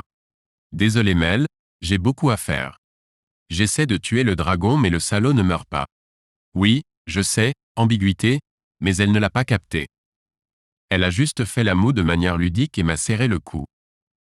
S'il te plaît, tue ce salaud et reviens vers moi bébé. J'ai vraiment besoin que tu dévastes la princesse. Je suis sur le point de supplier. Puis elle m'a libéré et s'est dirigée vers la porte. Elle s'est arrêtée, a tourné la tête de manière séduisante et a ajouté avec malice, « Mais si tu veux que je supplie, je le ferai, monsieur Worcy. » Avec ces mots, elle est partie, me laissant dur comme un roc mais malade comme un patient atteint de cancer. Tu vois, ce genre de conneries me laisse perplexe. Elle prétend m'aimer beaucoup. Elle prétend qu'elle me veut et pourtant elle sort et couche avec ce connard de Mark. Qu'est-ce que c'est que ça? Les jours suivants ont été aussi intéressants qu'un examen de la prostate. J'avais l'impression d'être dans une faille temporelle. La vie autour de moi défilait sans que je la remarque alors que je rampais à travers la fange de mon mariage. La maison de Worcy est devenue un endroit à éviter, mais je n'étais pas le seul à ressentir cela. Mes enfants ont trouvé d'autres endroits. Ma femme travaillait plus longtemps ou du moins c'est ce qu'elle me disait. J'ai aussi essayé de rester à l'écart autant que possible. Malgré mon intérêt initial, j'ai évité d'écouter et de regarder les enregistrements. J'ai commencé à paniquer en pensant à ce que je trouverais dessus. C'est une chose de savoir que votre femme vous trompe. C'en est une autre de voir votre femme vous tromper. Une fois que j'écoute et regarde, il n'y a pas de retour en arrière. J'ai finalement réuni l'équipe maudite et me suis enfermé dans mon bureau un après-midi pour évaluer les dégâts. La première pièce intéressante que j'ai trouvée provenait des enregistrements audio et vidéo du salon le soir où le trio est rentré de Las Vegas. J'ai été surpris de trouver quelque chose comme ça peu de temps après leur retour. Ils étaient ensemble tout le week-end, donc j'ai juste supposé que Mélanie était rentrée directement chez elle. Mais il semble qu'elle ait d'abord rendu visite à son amant et meilleur ami, la voix de Mel. D'accord, Tasha, je dois rentrer chez moi. Tu sais que Jake est perdu sans moi. Il était sans moi tout le week-end. Il a besoin de sa dose quotidienne de temps avec maman. La voix de Tasha. Mon Dieu, tu as dû gâcher un week-end parfait en mentionnant ce démon. Peux-tu arrêter de parler de lui pendant 5 putains de minutes? La voix de Mark. Honnêtement, Mel, qu'est-ce que tu vois en lui? Voix de Mel. Si vous deux allez recommencer à critiquer mon mari, arrêtez. Nous avons passé un week-end amusant et je ne veux pas être fâché contre vous deux. Voix de Tasha. Peu importe. Dans la vidéo, j'ai vu Mark secouer la tête et entrer dans une autre pièce. Tasha regarda Mel de l'autre côté du salon et je jure qu'il y avait de la douleur dans sa facilité. Chalk a fermé l'espace entre eux. A attrapé doucement T, a attrapé les deux joues et l'a tiré vers moi. Ils s'embrassèrent passionnément, un baiser aussi bon que tout ce qu'elle m'avait jamais donné. Ils s'embrassèrent pendant quelques secondes, puis Tasha se retira soudainement. Voix de Mel. Allez, bébé, ne sois pas comme ça. Voix de Tasha. Ne m'embrasse pas comme ça quand tu t'apprêtes à rentrer chez lui. Si tu ne veux pas que je parle mal de ce foutu Oompa Loompa que tu as épousé, alors tu dois partir d'ici. Sa voix était tellement pleine de colère et de profonde douleur que je la ressentais. Même à travers le moniteur et les haut-parleurs, je savais ce qu'elle ressentait. C'était la colère de l'amour non retourné, du moins pas dans la mesure où il était donné. Je détestais cette garce de tout mon être, mais nous étions plus semblables que nous ne le réalisions. Maintenant je comprenais pourquoi elle me détestait autant toutes ces années. Avec du recul, je vois comment elle a lutté avec l'affection croissante de Mélanie pour moi. Subconsciemment, je la détestais pour la même raison. Je ne le savais juste pas jusqu'à présent. Nous partagions tous les deux une douleur atroce qui est devenue si grande qu'elle s'est transformée en haine débridée. Tout cela parce que nous aimions toutes les deux quelqu'un qui aimait quelqu'un d'autre. Alors que Mel la tirait pour un autre baiser, j'ai vu Tasha commencer à fondre. La colère commençait à la quitter et était remplacée par le désir. Mélanie avait le même effet sur Tasha que sur moi. Elle pouvait transformer votre monde en ce qu'elle voulait qu'il soit. Vous voyiez ce qu'elle voulait que vous voyiez. Elle vous faisait croire que la moitié d'elle était suffisante pour vous tous. Cela a continué jusqu'à ce que la voix de Mark vienne de l'autre pièce. Pourquoi ne pas commander à manger? J'ai tellement faim que je pourrais manger un foutu cheval. Mon monde s'est arrêté quand j'ai entendu ça. Mes pensées sont revenues au jour où Mel m'a brisé le cœur pour la première fois. J'étais devant sa porte à l'université. Ses cheveux étaient en pagaille et cette maudite voix venait de l'autre pièce. C'était la voix de Mark. Lois Lane, Tasha et Mel ont été colocataires tout ce temps. Je pense que nous pouvons sûrement remplacer colocataire par amant. Tasha me détestait dès le premier jour. Peut-être savait-elle dès le début les sentiments de Mel pour moi. Mark est devenu odieux quand Mel a commencé à sortir avec moi. Sa petite troupe était en danger de se disloquer. Mon fils ressemble exactement à Mark. Rien de plus à dire. Mel a suggéré de déménager dans une maison plus grande de l'autre côté de la ville, mais de ne pas vendre le condo. Elle voulait que Tasha emménage, mais elle voulait me tenir le plus loin possible pour garder ces deux mondes séparés mais égaux. Tasha a dit que Mel ne serait jamais avec moi car elle voulait plus que ma saucisse de Vienne. Oui, elle avait besoin de quelques tacos au poisson. Tout s'est révélé en même temps. Mel a eu des relations sexuelles avec Tasha et Mark depuis l'université. En regardant l'écran devant moi, j'ai vu une relation amoureuse entre deux femmes. Je n'étais pas celle avec qui elle trompait Tasha. C'était Tasha avec qui elle me trompait. J'aurais pu l'épouser, mais elle appartenait à Tasha bien avant que je n'entre en scène. Enfants, maison, mariage, tout était un mensonge. Tasha était celle qui vivait avec un cœur brisé, une personne amoureuse de quelqu'un qui en avait choisi un autre. À ce moment-là, je me suis effondré par terre. J'ai été réveillé par le bruit de mon personnel frappant à ma porte et criant mon nom. Quand ma vision s'est éclaircie et que j'ai vu la pièce, la porte s'est ouverte et mes hommes se sont précipités à mon secours. Ça va, monsieur Worthy? Devons-nous appeler le 911? Reculez, laissez-lui de l'air. J'ai assuré à tout le monde que j'allais bien. Ils sont restés, me donnant de l'eau et tout, jusqu'à ce que je puisse les convaincre que ma santé n'était pas en danger. Lentement, ils sont tous retournés à leur poste. J'ai arrêté de chercher et d'écouter. J'avais tout ce dont j'avais besoin. Je n'avais pas besoin de les voir faire le ménage à jouets. J'avais plus que suffisamment pour supporter tout mensonge que Mel pourrait me dire et me permettre de continuer à vivre avec Daniel. En plus, je ne pensais pas pouvoir le supporter. Je vais probablement juste m'évanouir à nouveau et faire en sorte que mon personnel me conduise aux urgences. Il est temps de rendre l'appareil. Je ne pouvais plus repousser. Je ne pouvais pas fermer les yeux et rester dans la zone crépusculaire. Je devais affronter cette nouvelle vérité. Est-ce vrai? Je suis rentré tôt chez moi et j'ai fait un petit show and tell. J'ai rassemblé les preuves que j'avais acquises et les ai organisées. La seule chose que je sais sur Mélanie, c'est qu'elle apprécie l'organisation. J'ai dit aux enfants de rester à l'écart ce soir car maman et moi avions besoin de parler. Ils semblaient un peu effrayés par mon comportement, alors je les ai rassurés en leur disant que tout irait bien et que je voulais juste passer un moment seul avec ma femme. J'ai intentionnellement semé l'idée dans leur esprit que c'était un geste romantique, mais je ne l'ai pas dit ouvertement. Quoi ? Tu ne penses pas que Mel est la seule à pouvoir manipuler la vérité ? Avec cela à l'esprit, ils ont planté avec enthousiasme de passer la nuit chez des amis. Je pense qu'ils ont senti que le soleil s'était levé chez Worcy. Tout va rentrer dans l'ordre. Je me sentais coupable d'avoir élevé leurs espoirs pour quelque chose qui était peu probable de se produire, mais je pensais que c'était un moindre mal que de passer par ce qui aurait dû être une discussion douloureuse. Du moins, c'est ainsi que je l'ai rationalisé dans ma tête.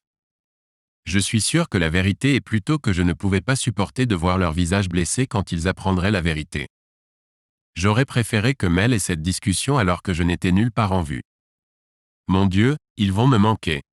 Une fois que tout était en place, j'ai attendu que Mel rentre à la maison. Comme toujours, elle est arrivée à l'heure. Jake, mon chéri, es-tu là ? Je l'ai rencontré dans le couloir de notre maison ridiculement grande. J'aimais sa taille. Maintenant que je sais pourquoi elle l'a choisie, je la trouve un peu ostentatoire. Voici mon homme. Elle chantait en s'approchant de moi et m'enlaça tendrement. Quand je n'ai pas répondu, elle s'est reculée et m'a regardé avec curiosité. Où sont les enfants ?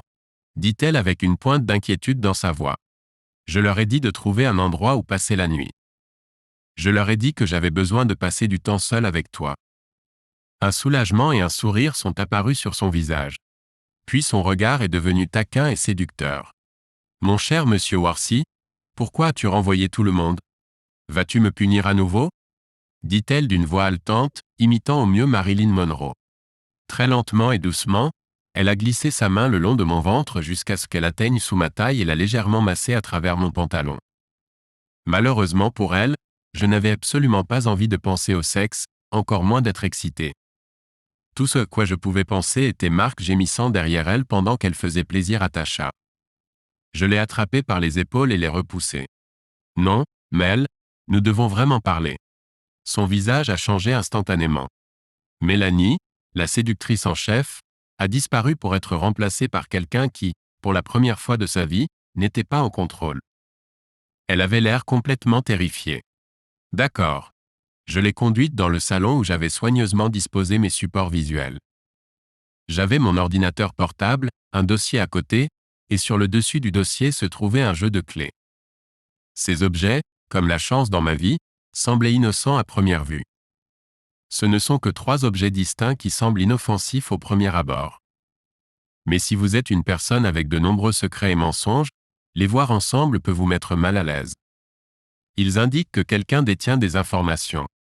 Si vous êtes quelqu'un qui aime contrôler les informations, votre pire cauchemar est de ne pas savoir ce que l'autre personne sait. Immédiatement, elle a pu voir que quelque chose avait été ouvert du sac. Je l'ai laissé tourner pendant quelques secondes, appréciant ce nouveau contrôle que j'avais. Puis j'ai commencé lentement. J'ai commencé par lui remettre le dossier. Sais-tu ce qu'il y a dans ce dossier ? C'était une question rhétorique. Bien sûr, elle ne savait pas, mais j'ai supposé qu'elle avait une idée. J'ai engagé un détective privé, Mel. J'ai eu une équipe qui vous a suivi pendant 2 semaines. Mel est restée là, plantée sur place, sans bouger. J'ai trouvé très révélateur qu'elle ne demande pas pourquoi j'avais fait suivre le détective.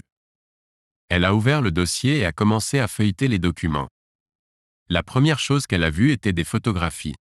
Chaque photo la remplissait un peu plus de soulagement. J'ai remarqué que sa bravoure revenait peu à peu. Les détectives n'ont trouvé aucune preuve d'infidélité réelle en la suivant. Ils ont juste obtenu quelques éléments qui m'ont fait réfléchir. Les photos étaient simplement de Tasha, Marc et Mel passant du temps ensemble. Elle savait que je savais déjà qu'elle passait du temps avec eux de temps en temps, alors elle a commencé à se détendre un peu. Ensuite, elle a lu un compte-rendu du temps qu'elle passait avec Tasha et Marc chaque jour. Des rides d'inquiétude ont commencé à se former sur son front alors qu'elle apprenait le temps d'écrit qu'elle passait dans le condo, ou que je savais maintenant que le condo était toujours en jeu. C'est la dernière page du dossier qui a porté le coup final. C'est là que j'ai mis les résultats ADN pour Alexis et moi. Elle a laissé tomber le dossier et a crié. Je ne pense même pas qu'elle a réellement lu les résultats. Elle savait déjà ce qu'ils étaient. Le fait qu'ils étaient là dans le rapport lui a fait comprendre que je savais. Mon Dieu. Alors que son monde s'effondrait autour d'elle, j'ai allumé mon ordinateur portable et ouvert le programme qui contenait les notes.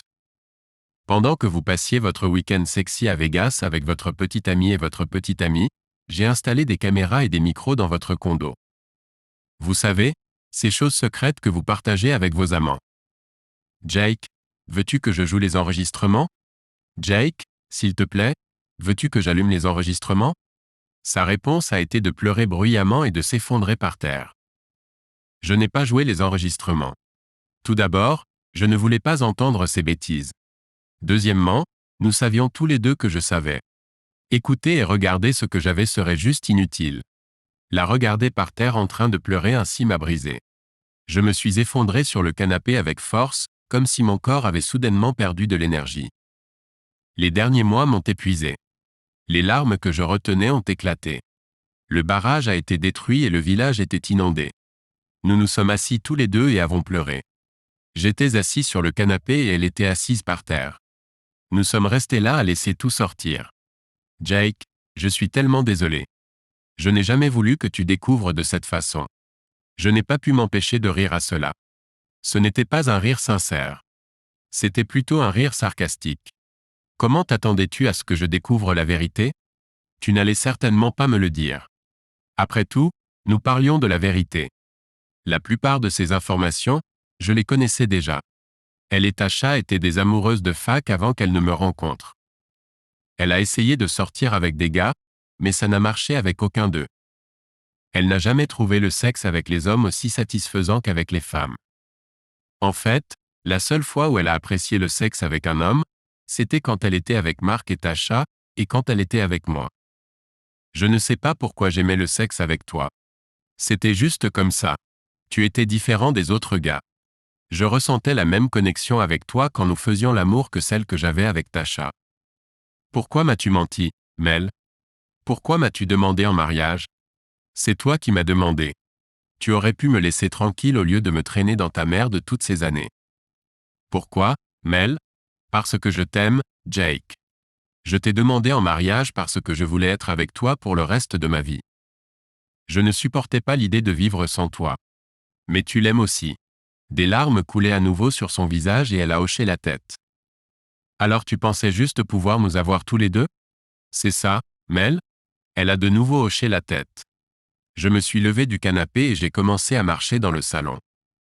J'ai mis mes mains derrière ma tête et j'ai essayé de respirer lentement. Maudite impudence de cette garce.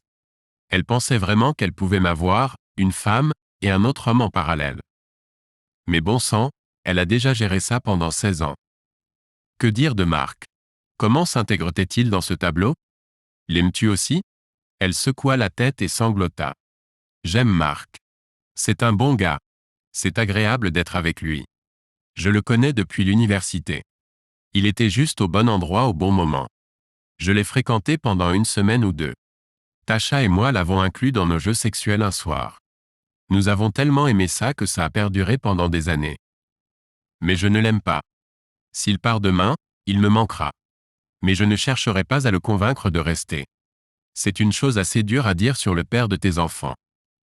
Oui, j'attendais le bon moment pour dire cela. De tout ce scandale, c'était ce qui faisait le plus mal. Sais-tu ce que tu m'as fait, mal? Te rends-tu compte de tout ce que tu m'as volé?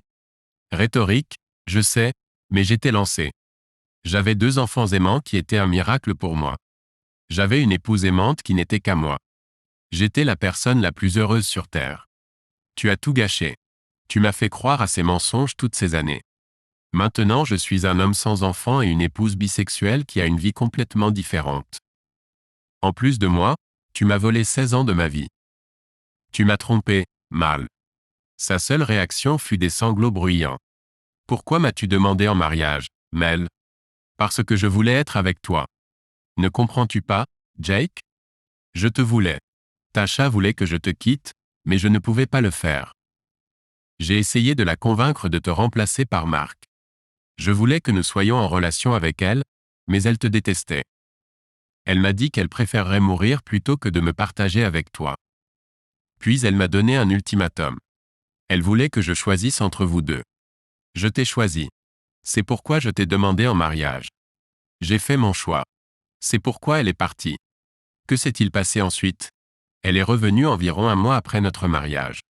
Elle a dit qu'elle avait essayé de vivre sans moi, mais n'avait pas pu. Elle m'a dit que si elle devait me partager avec toi, elle le ferait. Elle a dit qu'elle ne serait pas avec toi comme elle était avec Marc, mais qu'elle ne vivrait plus sans moi. Peu lui importait que je sois marié. Elle a dit que j'appartenais à elle et qu'elle devrait juste accepter le bagage supplémentaire qui vient avec moi. Donc, même si tu étais marié à moi, tu as recommencé à avoir ta petite amie et ton petit ami parce qu'elle était prête à accepter ton bagage supplémentaire. Et par bagage supplémentaire, je veux dire ton mari, avec qui tu t'es tenu devant l'église et as promis de laisser tout le monde derrière. Est-ce que je comprends bien? Je pense que m'entendre le dire à voix haute avec autant de sarcasme et de colère sonnait pire que dans sa tête. Elle a commencé à se retirer encore plus si c'était possible. Quand as-tu réalisé que les enfants n'étaient pas les miens? Après tout cela, c'était la question que je devais connaître le plus. Depuis combien de temps me mens-tu à propos des enfants?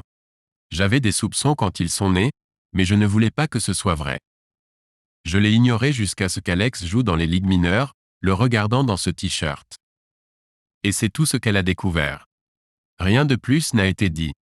Les seuls sons étaient ses pleurs et la mort de mon amour. Pas seulement mon amour pour elle, mon amour pour la vie. Mal, je pense que tu devrais aller à ton appartement. Nous avons divorcé 1 an plus tard. Elle est bien allée à son condo cette nuit-là, mais est ensuite revenue pour une mission qui lui était propre. Elle a tout fait pour essayer de me convaincre qu'elle m'aimait vraiment. Elle a tout fait sauf me dire qu'elle quitterait Tasha. À quel point faut-il être égoïste pour se sentir obligé de convaincre quelqu'un de te partager? Finalement, elle a accepté que nous ayons dépassé le point de non-retour. Elle a accepté le divorce et n'a pas protesté. Elle a même facilité le processus. Elle a dit à son avocat qu'elle ne voulait rien de moi. Bien que mon entreprise continuait de croître, je gagnais le double de ce que je gagnais quand nous vivions ensemble. Comme nous vivions dans un état de divorce sans faute, elle aurait pu prendre une grosse part. Elle a dit qu'elle m'aimait assez pour me laisser partir. Elle voulait juste que je sois libre. La nouvelle a dévasté les jumeaux. Ils étaient victimes des mêmes mensonges que moi. Ils m'ont supplié encore et encore de ne pas partir, mais je ne pouvais pas rester. La vérité d'aujourd'hui était trop dure. Même si je ne pouvais pas rester, ils étaient toujours mes enfants. Comme je l'ai dit plus tôt, la vérité est une question de perspective. Je les ai élevés, habillés et aimés. Peu importe Marc, ils étaient à moi. Ils étaient en colère contre leur mère pendant longtemps. Ils ne l'ont pas rejetée ni traitée de tricheuse, mais ils ont commencé à mal se comporter et à faire des choses qui pourraient ruiner leur avenir. C'est pourquoi j'ai endossé le rôle de père. Tout d'abord, je ne faisais pas confiance à Marc pour être le père dont ils avaient besoin. Je n'allais pas regarder ces 2 beaux enfants se déchirer parce que leur mère ne pouvait pas décider si elle était bisexuelle ou non. Cela a demandé beaucoup de travail et de pardon, mais ils sont maintenant sur la bonne voie. Les 2 ont commencé l'université à l'automne. Alex a reçu une bourse complète pour l'université de Floride. Il sera un alligator. Alexis a été acceptée à Yale et prévoit de devenir chirurgienne. Mel est retournée dans son condo avec ses amants après notre conversation. Ils ont réussi pendant un certain temps, mais le trio s'est rapidement réduit à un simple couple. Avec Mel de retour dans sa vie, Tasha n'avait aucune intention de la partager avec qui que ce soit, y compris Marc. Finalement, le fainéant au chômage a été renvoyé dans la nature pour être avec d'autres de son espèce. Désolé de vous décevoir, mais je ne cherchais pas à me venger de Marc. Quel est l'intérêt? Il est sans emploi et sans abri. Il n'est même pas une figure dans ma vie en ce moment. Je l'ai laissé dans le passé avec Mélanie. Pourquoi vivre dans le passé, planifier une vengeance alors que je peux avancer dans ma vie? J'ai vu Mel à la remise des diplômes de nos enfants. Il était hors de question que je manque ça. Nous nous sommes regardés un instant et elle m'a fait signe. Tasha l'a tiré plus près d'elle et m'a regardé avec moquerie. Je n'avais pas l'intention de lui rendre son salut, mais ma fiancée, Cindy, m'a dit que ce serait impoli de ne pas le faire. Alors voici la vérité d'aujourd'hui. Je suis fiancé et sur le point de me marier. J'ai 2 beaux enfants d'un précédent mariage qui sont extrêmement réussis, et j'aurai un autre enfant lorsque je me marierai avec Cindy. Non, je ne l'ai pas mise enceinte. Je ne peux pas, tu te souviens? Mais elle a un enfant d'un précédent mariage. Lui aussi était un menteur et un trompeur, donc nous avons beaucoup en commun. Oui, la vie est merveilleuse, Asna. Suis notre chaîne pour que ton deuxième épi ne te trompe pas. Et vas-y, écoute la prochaine histoire, car celle-ci n'est rien comparée à la suivante.